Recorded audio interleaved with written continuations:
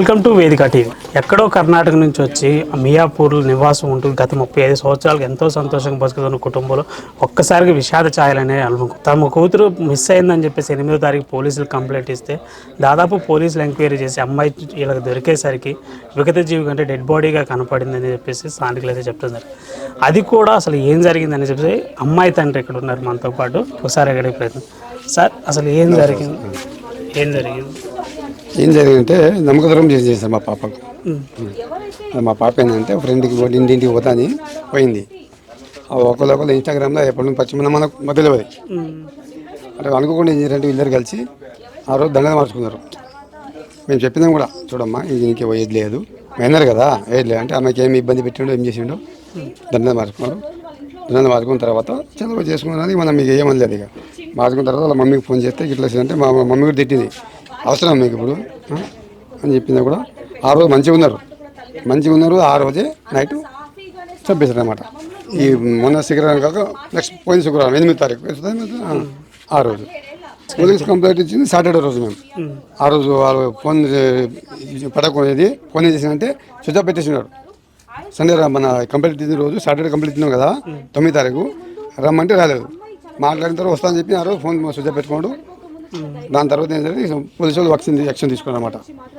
Police వాళ్ళ సహకారం చాలా మంచిగా ఉంది. సెలవు సహకారం కాబట్టి నాకు పాప దొరికింది. ఇప్పుడు అమ్మాయి రోజు మీతో పాటు ఇంట్లో ఎలా ఉండేది? అంటే మిస్ అవ్వక ముందు రోజు మంచిగా ఉండేది, మంచిగా మాట్లాడేది, మంచిగా ఉండేది. అది మరి ఆ పిల్లోడు ఏం మాటలు చెప్పి తీసుకెళ్ళాడని చెప్పేసి ఇన్స్టాగ్రామ్ పరిచయం సార్. ఇన్స్టాగ్రామ్ ఇక నేను ఆటో తొలితే స్కూల్ పిల్లలు కూడా మేము చూసుకుంటా. మా భార్య హౌస్ కీపింగ్ ఇంట్లో బాత్రూమ్ దమ్ములు చేస్తుంది. చెప్పలేదు కదా, అదే అనమాట. అంటే ఎలా దొరికింది అమ్మాయి? ఎట్లా పోలీసులే పట్టుకున్నారా అమ్మాయి? మన శుక్రవారం రోజు వాళ్ళు పెళ్లి చేసుకుని చెప్పింది కదా, ఆ రోజు మంచిగా మాట్లాడి ఇట్లా చేసి ఆ రోజు ఏమో ఇంటికి అయిపోయి ఖుషితో ఏమో దావా తీసుకున్నాం అనమాట. ఆ రోజు తినే దగ్గర ఏం చేస్తారు, మా పాపకు వాళ్ళు జబర్దస్తి డింగ్ చేపించారు అనమాట. అంటే మైండ్ డివైడ్ చేశారు అనమాట. ఇక మైండ్ డివైడ్ చేసి ఆపేలా ఏం చేశారు, మైండ్ డివైడ్ చేసి ఆ రోజు చంపేసిన తర్వాత ఉల్టా మాకే ఫోన్ చేసిన. ఇంకా మీ పాప కనిపించలేదు నైట్ 8 గంటలకు 8:15 అనుకో, మీ పాప కనిపించలేదు ఇక్కడ మీకు ఇంటికి వచ్చిందని మా మెసేజ్ ఫోన్ చేసినట. లేదా బాబు నువ్వు పెళ్లి చేసుకుంటా అంటావు, నీ బాధ్యత, మాకేం తెలుసు, మా పాపకి ఏమైతే మంచిగా ఉంటుందని మేము ఆ మెసేజ్ చెప్పి ఓకే అన్నారు. దాని తర్వాత ఏంటంటే మళ్ళీ ఫోన్ చేస్తే మా పాప ఫోన్ స్విచ్ ఆఫ్. అంటే ఆ పిల్లగాడిని మీరు ఎప్పుడైనా చూసారా మీ ఇంటి పరిసరం? ఎప్పుడు చూడలేదు. మేము పనికి పోతుంటాం సార్, మేము ఆటో పోతాము. మా మెసేజ్ హౌస్ కీపింగ్ వీళ్ళు ఏముందో మంది ఇన్స్టాగ్రామ్ పరిచయం ఎప్పటి నుంచో మనకు తెలియదు. అంటే వాళ్ళు ఏం చేయారంటే చంపేసిన తర్వాత మైసూర్లో కూడా పడేసారంట. మేము సాటర్డే కంప్లీట్ చేసాం కదా, సాటర్డే వస్తానని రాలేదు. వాడు ఏమంటే వస్తానని చెప్పి నాకేం బయలుదేరాను. ఆ రోజు ఫోన్ స్విచ్ ఆఫ్ పెట్టేసాడు. ఫోన్ స్విచ్ ఆఫ్ పెడితే ఏం చేస్తారు, పోలీసు కంప్లైంట్ చేసినాం కదా, వాళ్ళు ఫోన్ ట్యాక్ చేసి పట్టుకున్నారు. ఫోన్ పట్టుకుంటే ఎప్పుడు సాటర్డే దొరికినాడు, మొన్న సాటర్డే వారం తర్వాత.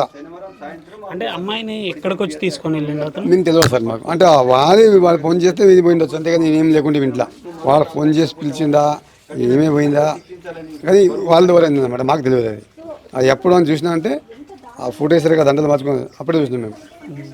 ఇప్పుడు చనిపోయిన పాపను ఎలాగో తీసుకురాలేరు, మరి ఇప్పుడు పాపకి ఎలా న్యాయం కావాలనుకుంటున్నారు? న్యాయమే మా పాప చిత్రం చూసారు కదా, మొత్తం డెడ్ బాడీ చూసారు కదా.